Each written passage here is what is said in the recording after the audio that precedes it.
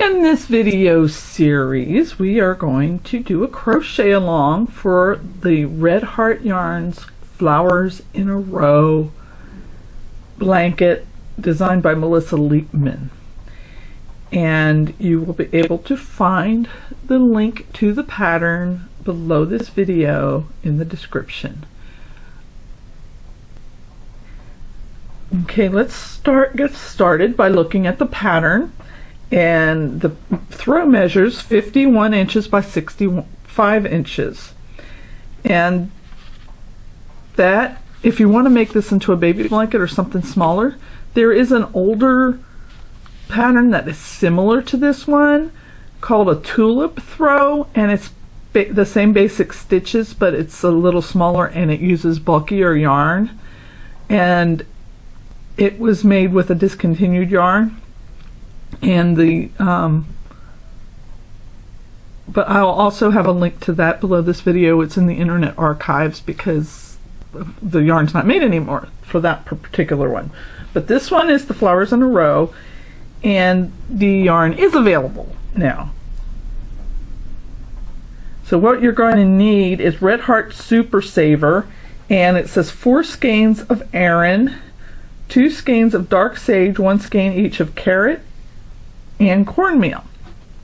So with me, my store did not have Aran in this size, in the 7-ounce size.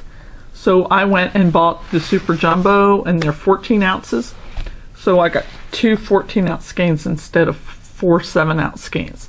And they also did not have the dark sage, so I'm substituting it with medium thyme. So, but the colors will look good anyway, and you know, you can substitute whatever colors you like. I can even picture doing the rows of flowers with scraps of yarn and making it really colorful. And so, yeah, I got my 1 skein of carrot here and my 1 skein of cornmeal.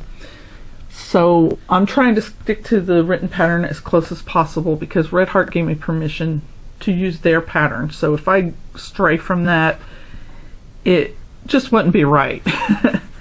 Okay, so here it says you're going to use 2 crochet hooks, a 6mm size J10 and a 5.5mm size I9. And so I got my 2 crochet hooks right here.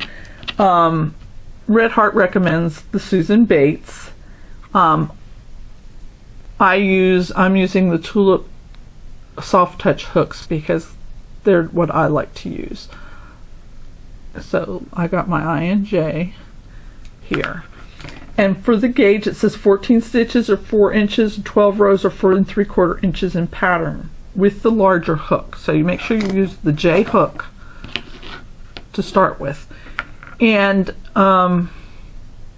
with the stitch pattern being 12 rows and 14 stitches, usually with an Afghan I will just start making the Afghan pattern because the end size really isn't that vital to it. It might be an inch or so different, but it's not going to matter all that much. However, just to help us out, I have worked just a swatch pattern out on my chart here. And I will have this chart available in the link below this video. And some people find following charts easier than reading the written instructions. And this is a fairly simple pattern. These are all stitches that I've demoed in previous videos.